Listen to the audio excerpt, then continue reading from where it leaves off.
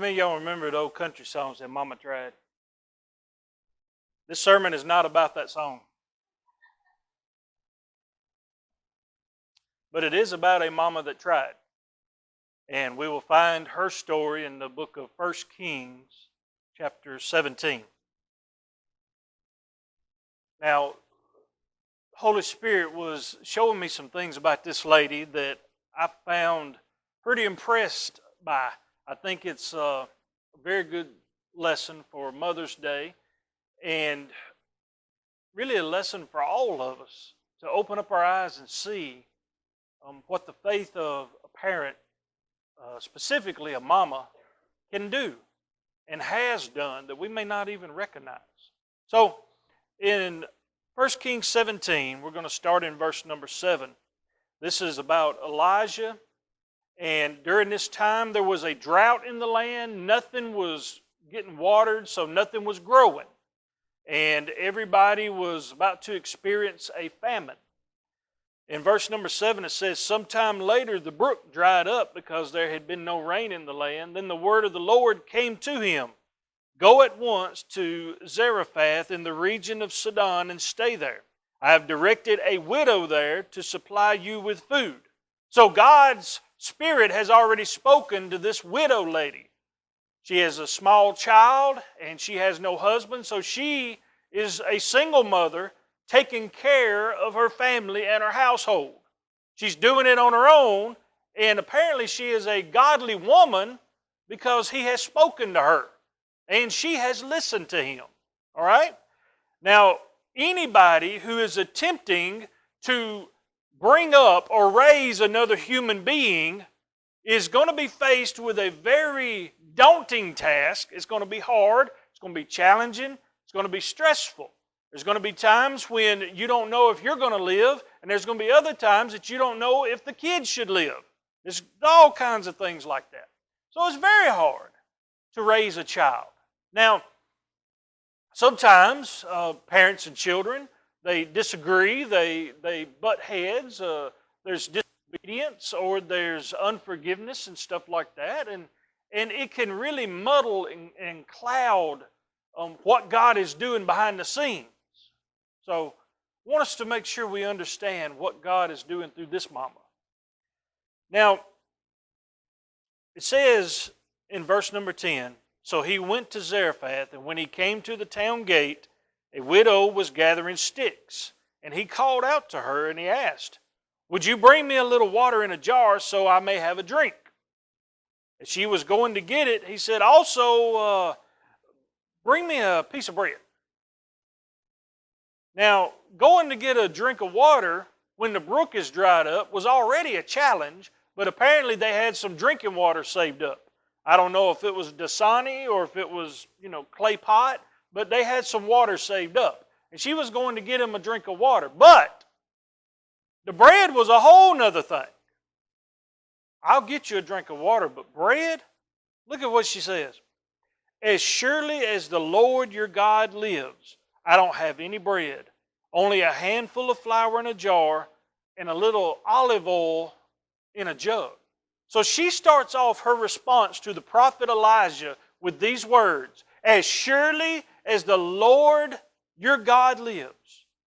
So she is acknowledging that she believes. She is a believer. But she is at the end of her rope.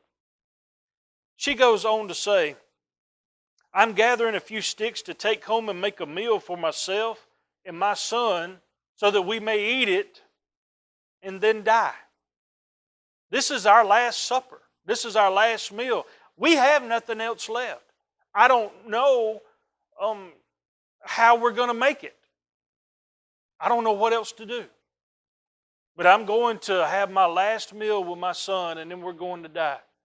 Have you ever, as a parent, been to the end of your rope where you didn't know how you were going to make it, how you were going to pay a bill, how you were going to provide, or how you were going to make it mentally? Were you about to go crazy? Were you so mad or so upset that you were about to lose your mind? You were screaming till you can't scream no more. You felt like you were all alone and nobody loved you or understood. That will happen as a parent. And kids, listen to me. If you don't think that's ever happened to your parents, then you don't know your parents. Everybody gets stressed and overwhelmed and at their wits' end sometimes. They get scared and they don't know how it's going to work out. It just happens. And it happens to every single parent. Sometimes it seems like that's all that's going to happen because it keeps happening over and over and over. But I want us to see today that because of this woman's faith, even though she thought she was about to die, she was still in God's hands and in God's plans. Just like you are. Sometimes we don't realize what God is doing behind the scenes. You may not know this, but you might have been on your last little bit of flour and a little bit of oil. You might have been to the point of being without before, and you didn't even realize that you were without because God was blessing you. God was taking care of you behind the scenes, and you didn't even realize it. You grew up in a time where did you ever go hungry? Did you ever go without? Did Santa Claus come to see you? Were you blessed and you never gave a thought to where all of this was coming from? God was providing it to your parents to take care of you. When's the last time you said thank you for that? Thank you for my 7th birthday party when I got that truck or that doll that I wanted so bad. Thank you so much for that Christmas where you put in that order with Santa Claus and I got the thing that I was asking for the most. Thank you very much for getting me the shoes that I needed to play baseball or to stand on my tippy toes at a recital or something like that. All of these things are taken for granted that God was providing. The parents didn't know how they were going to get them sometimes. They had just a little bit of flour and a little bit of oil. But God was providing. Sometimes when we're at the point where our kids are grown now and we look back and we're like, it was only by the grace of God that it happened. That we were able to go see Mickey Mouse. That we were able to see them grow up. That we were given a home to live in. And we were able to have the food that we ate. And it's just by the grace of God that we're still alive. And none of us gone crazy all the way. Right? It's only by the grace of God. But we also recognize there have been moments where we were down to our last little bit of flour and oil. But as surely as God lives, as surely as God is alive, He keeps on putting oil and flour in our jar. Well, this woman says, I have no more hope. We're just going to die. Because even the Christians sometimes, they lose sight of hope. But folks, here today, I want you to see that you are not out of flour and you are not out of oil. There is reason to hope. Now, Elijah said to her, do not be afraid. Go home and do as you have said. But first, make a small loaf of bread for me from what you have and bring it to me, and then make some for yourself and your son. Give to God first, and then you will have what you need. That's what he's saying. So go on home, make your little cake like you were planning on, but bring me one first. Now this had to be a weird type of plan to her. She was planning on eating that one cake and then just dying of starvation after that. When you eat your last meal and you know that you're going to die of starvation, you're looking at days, maybe even weeks of not having anything and sitting there starving, stomach growling, body just shriveling up and dying to where you finally just succumb to the hunger pains and your body slowly stops living. That is a long, excruciating death. And she said, that's the only thing we have to look forward to. He's like, well, feed me first. That had to be like when God was was telling people, hey, go sacrifice your child. Go tell Pharaoh to let these millions of people go. You know, some weird requests that people might have thought, there's no way. You want me to go and stand in that big kiln that they got for making bricks and just sing praises? Okay. It's weird, the stuff that God calls us to do. You mean you want me to give birth to this child and raise it? Really? All of you mothers had a human being growing in your body through the miracle of childbirth. It grew. It fed off of you and the things that you ate. And it wanted to eat weird stuff. Right? Yeah, you knew how weird your child was going to be because they made you want things that you normally found disgusting. Pickles, Dr. Peppers, and ice cream, all this sour or hot or something like that.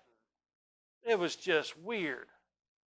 And that baby was growing inside of you, and then it came out, and you fell in love with it. At that point, you should have just been relieved. I mean, come on, a 7-pound thing leaching off of you? Yeah, you were happy that it was out, but you wanted to take it home? That has to be God designed. Wow. Then you put up with it. You put up with it. And you put up with it. Kids, I'm on gift the mothers in this room right now, okay? I want every kid listening to me and listening to me good. I don't care how old you are, how young you are.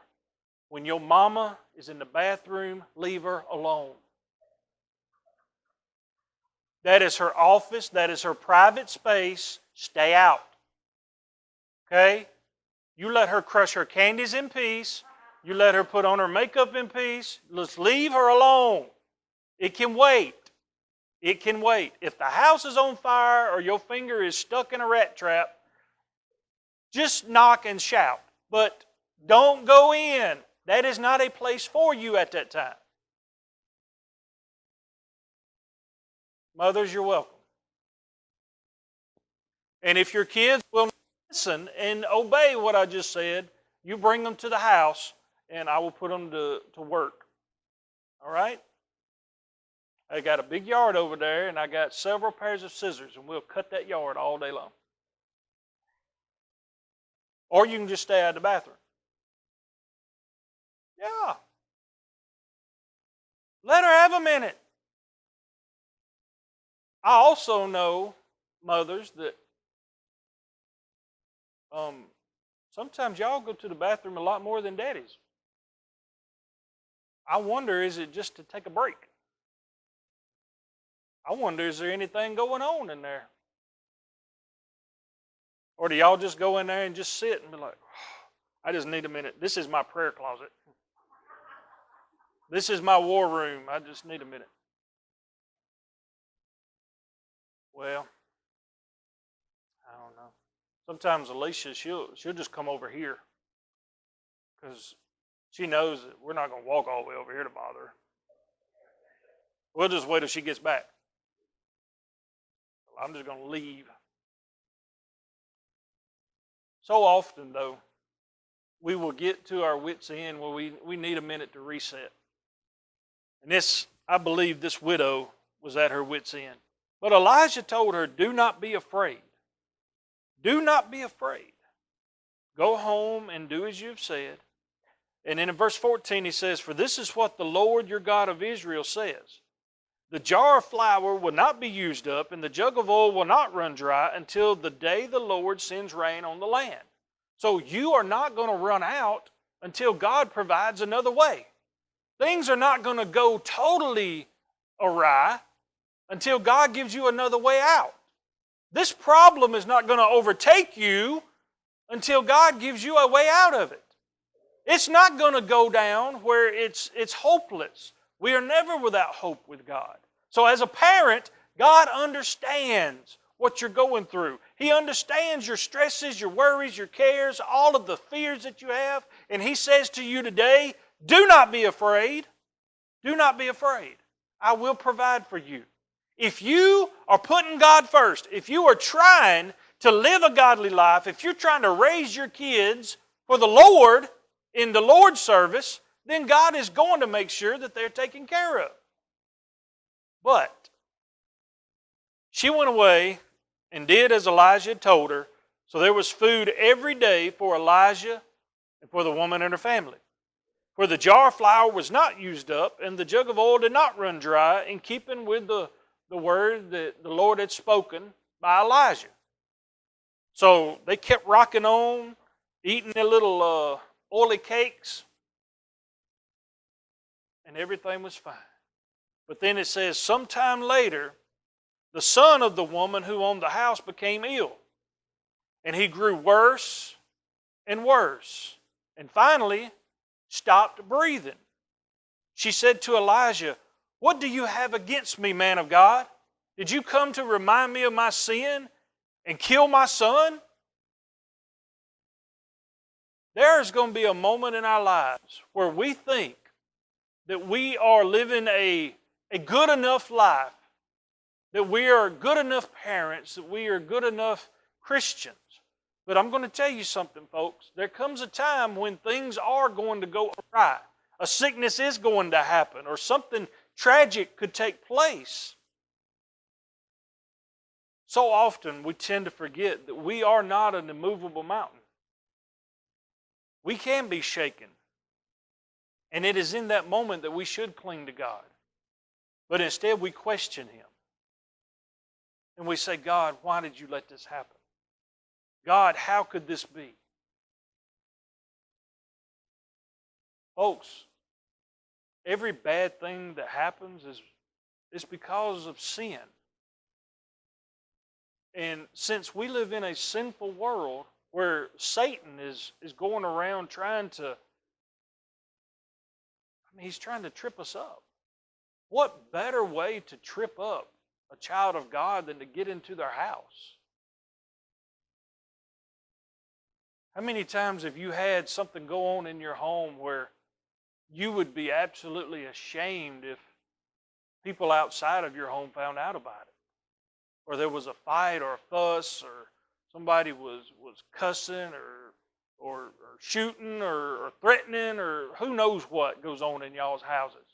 Y'all a bunch of weirdos, and God knows it, right?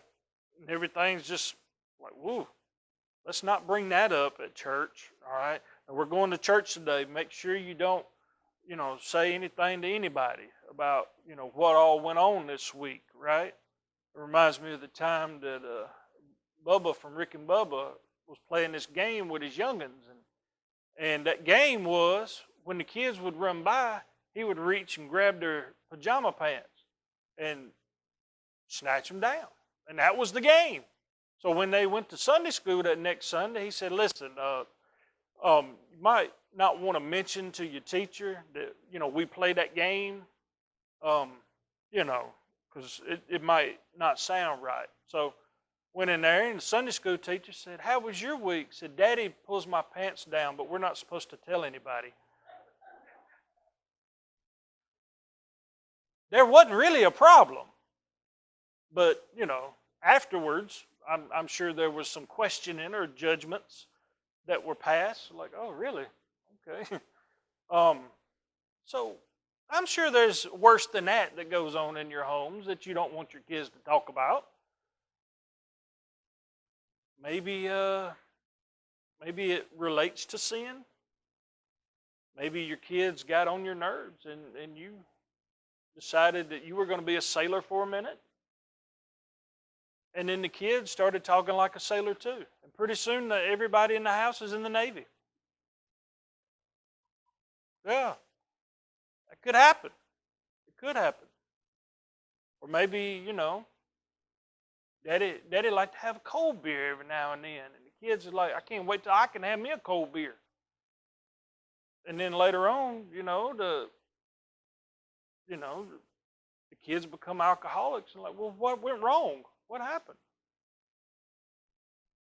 there's always going to be something, because Satan knows how to get into our homes.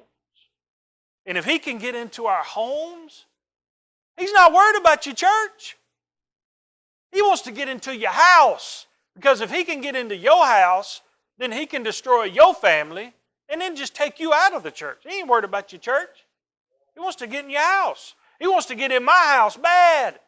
And he'll dance around. He'll come in the fireplace. He'll be like, "Boo, I'm Santa Claus." I'm like, "No, you ain't." Like, "No, I'm the devil." And then everything's just all weird. He comes in the kitchen. He comes in the sink. He comes up in the sewage pipe that the washing machine drains into. And he's like, "Bleh, you like that?" Bleh. And it's just stinky. It's nasty all the time. He's getting in the house. Sometimes we go outside and we come back in and we're like, "Ole, come on in." We bring him on in with us. And it's just a bad mood and a bad temper or a bad way, or I just don't feel good. And all of a sudden he gets up in you. He's jumping on the bed in the middle of the night. It's like, you ain't going to sleep tonight. You got to get up. You got to go pee. He's just trying his best to wreck your life. And before you know it, he does. And you don't feel good. But you still got kids. And you still got family. And you still got responsibilities. And God knows it. That's okay. This lady's son died. But Elijah was there with her. And he knew that she had faith in God. And he knew that she had been faithful to him and to God. And even though her faith was shook, and she experienced a great loss, look at the revival that came. Elijah said, "Give me your son." He took him in her arms, from her arms, carried him to the upper room where he was staying, and he laid the boy down on the bed. Then he cried out to the Lord, "Lord, my God, if you brought tragedy even on this widow I'm staying with by causing her son to die, have you caused this, God? Have you allowed this to happen? What is the meaning of this? Why did you let this happen? How can it be?" You are going to say that to God sometimes. You are going to question God. "I don't understand. I don't get it. Why is this happening? How can it be that a young person like this could die? Somebody innocent could go through this. Somebody faithful could go through this. Why?" Then he stretched himself out on the boy 3 times and cried out to the Lord. He prayed, as you do. And he prayed and he said, "Lord my God, let this boy's life return to him." And he got up and then he laid down again and he said, "Lord my God, let this boy's life return to him." And then he did it one more time because he knew what God could do. This widow lost her boy even after she had been faithful. But Elijah knew what God could do. So he prayed. It says in verse 22, "Then the Lord heard Elijah's cry, and the boy's life returned to him, and he lived." So Elijah picked up the child, and he carried him down from the room into the house, and he gave him to his mother, and he said, "Look, your son is alive." Then the woman said to Elijah, listen what she says, "Now I know that you are a man of God, and that the word of the Lord from your mouth is the truth." She already exhibited faith. She already showed that she believed, but now her faith was solidified. What does it take to solidify our faith? Mamas, daddies, kids, human peoples. What does it take to solidify our faith? It takes God showing what He can do. Because once God shows you what He can do, then it's easier for us to believe. Jesus said to the disciples, He said, "Blessed are those who will believe in me without having to see." You know, those people that can just have faith, they are more blessed, they have more peace, they have a stronger faith, but sometimes He has to show us for our faith to be there, for our faith to grow stronger. And man, that testimony comes with a test. You go through something hard. you go through something tragic. You go through something that don't make any sense, and it feels unfair.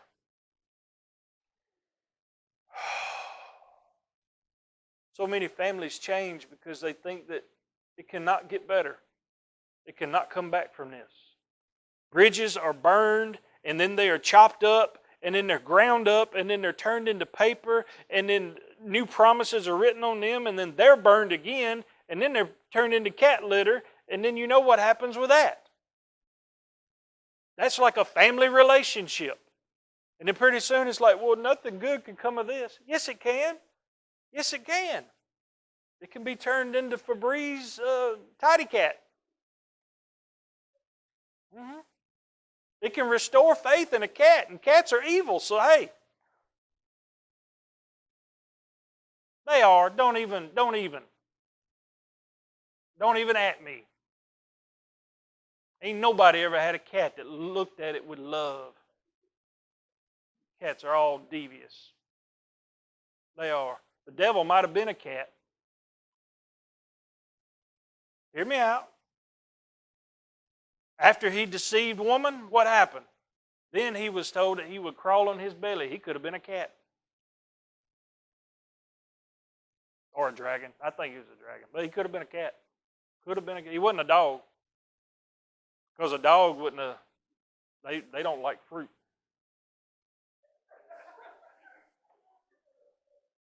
So they're nice. But a cat, I don't know. I mean, I've liked a couple of cats before, but I don't know. I don't trust a cat. My mama used to have me so scared when I was little. I remember when Jeannie was born, we had a cat in the house. She's like, don't you let that cat get near that baby, it'll steal its breath. I was like, steal its breath? What kind of sorcery is this? I'm 12 years old. I didn't know cats were capable of stealing breath. Does it have a bag, a pump? How does this work? No, apparently a cat will just come up and just suck the soul right out of a baby. You can't tell me that's a nice thing. If they're going to do that to an innocent baby, imagine what they're going to do to you. I woke up one night, that thing was laying on my neck like some kind of, fancy fur thing. And I was like, he's trying to steal my breath. Stupid cat. That ain't got nothing to do with the scripture. I don't even know why we got talking about cats. Tidy cat. Whoa. That was a long road there. So yeah, you see? That fight with your family could turn into a cat laying on your neck, stealing your breath from your baby. So don't be having fights at home. Guard your house. Through all of this, through the bad times, the woman got to the place where she realized, and she proclaimed right here in our scripture, I know the Lord lives. I know the words that you speak are true. Her faith was restored, it was solidified, and it was strengthened. And I know that if you are having a bad time at home, what you need is a revival in your house. If you're having a bad time with your relationships, you need to be reminded of God at work in those relationships. You might not have had the dream childhood that you thought you should have had. You might not have been the most spoiled brat in the world. Praise God for that. You might have had to work hard as a kid to get some attention because your mom and daddy had so many of you that you were outnumbered. Yeah, you might have been the middle child. The one that's supposed to be the weirdo. Yeah, you might have been the oldest where everything that you did was wrong because the parents didn't know anything when you came along. Or you might have been the baby where by the time you came along, they had done given up. Well, yeah, give the baby whatever. I'm tired. I don't care anymore. Whatever. Yeah. I mean, nobody has a perfect childhood. But I do know this. When you get older, when you become an adult, kids, listen to me. It is your responsibility to answer for your sins. And it is sin that causes so many other lessons. Because we cannot get over something until we learn that lesson. Families crumble, relationships falter because we won't learn our lesson. Learn your lesson today. If you have trouble at home, ask God to mend those fences, to rebuild the bridges, to offer forgiveness. If there's something from your past that has haunted you, forgive your mama and your daddy, or forgive your kids. God trusted you to have the relationship that He gave you because God knew that you were not going to be overwhelmed in that relationship. I mean, you see a strong family, they got just as many problems as you. They're just better at hiding it. We all need prayer. We all need God in our home. So I think today on Mother's Day will be a great occasion for us to restore our faith in God in our homes, for us to come back in revival at home. And when we go home today, be thankful for the things that God's blessed us with. Be thankful for our mamas and our daddies and the things that they have put up with and the things that they have provided for us. And absolutely glorify God. God, I know that my mama came from you. You gave her the ability to have me. You gave her the ability to tote me. You made it physically possible. God, I acknowledge you. God, you gave me my mama throughout my life. Some of you might not have known your mom. I didn't know my mama growing up, but God gave me my stepmom, and she was my mama growing up. And now they're both gone to heaven. But I still have those memories because God enabled this gooey matter in my head to be able to retain memories. That's just some weird technology right there that He's got going on. But can't you remember stuff from decades ago? Yeah, weird, ain't it? But I remember mamas, several. God's blessed us with so much. And in the years to come, He's going to keep blessing us. And even though you may think that the jar is about to run out, you may be going through a tragic thing, God will always restore you if you believe in Him. So believe in Him today and let Him restore you and your family, all right? Let's all stand. If you would like to take this moment to pray, now's the time.